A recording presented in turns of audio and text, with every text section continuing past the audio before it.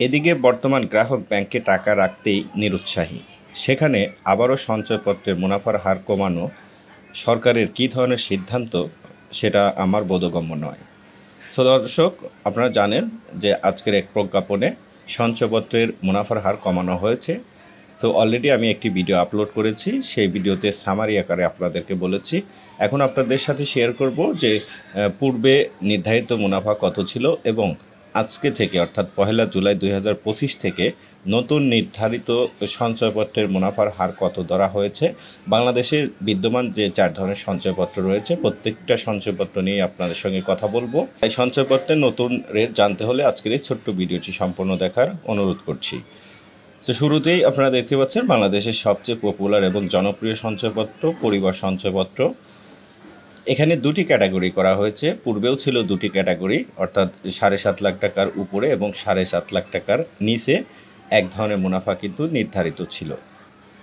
So 7.5 lakh টাকার উপরে পূর্বে নির্ধারিত ছিল 12.50% অর্থাৎ 12.5%, এবং 1 জুলাই 2025 থেকে সেটি হবে 11.93%, এবং 7.5 লাখ টাকার ঊর্ধ্বে ছিল পূর্বে ছিল 12.37% এবং বর্তমানে সেটিকে করা হয়েছে 11.80%।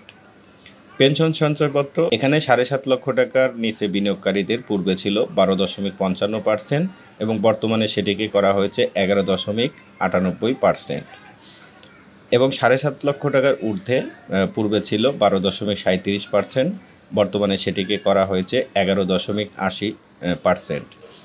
5 বছর মেয়াদী বাংলাদেশ সঞ্চয়পত্রের ক্ষেত্রে পূর্বে ছিল 7.5 লক্ষ টাকার বিনিয়োগের জন্য 12.40% এবং বর্তমানে সেটিকে করা হয়েছে 11.83%। 7.5 লক্ষ টাকার বেশি বিনিয়োগকারীদের জন্য পূর্বে ছিল 12.37% এবং বর্তমানে সেটিকে করা হয়েছে 11.80%। 3 মাস অন্তর মুনাফাভিত্তিক সঞ্চয়পত্রে 7.5 লক্ষ টাকার ঊর্ধ্বে বিনিয়োগকারীদের জন্য পূর্বে ছিল 12.30% এবং বর্তমানে সেটিকে করা হয়েছে 11.77%।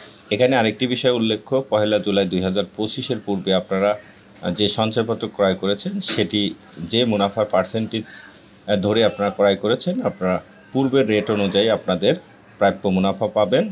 কিন্তু 1 জুলাই 2025 সালের পর থেকে যারা সঞ্চয়পত্র ক্রয় করবেন তাদের জন্য আজকের এই ভিডিওতে উল্লেখিত রেট কার্যকর হবে, এবং পরবর্তী 6 মাস পরে সরকার ঘোষণা করেছেন যে পরবর্তী 6 মাস পরে মুনাফার পার্সেন্টেজ নতুন করে ঘোষণা করা হবে। সেখানে সঞ্চয়পত্রের মুনাফার হার বৃদ্ধিও করতে পারে, আবার এর চেয়ে আরও কমাতে পারে। দর্শক, বর্তমান সরকারের এই সিদ্ধান্ত কতটুকু নেতিবাচক হবে আপনারা অবশ্যই আজকের ভিডিওতে কমেন্টস করার জন্য অনুরোধ করব। তো সবাইকে ধন্যবাদ। আসসালামু আলাইকুম।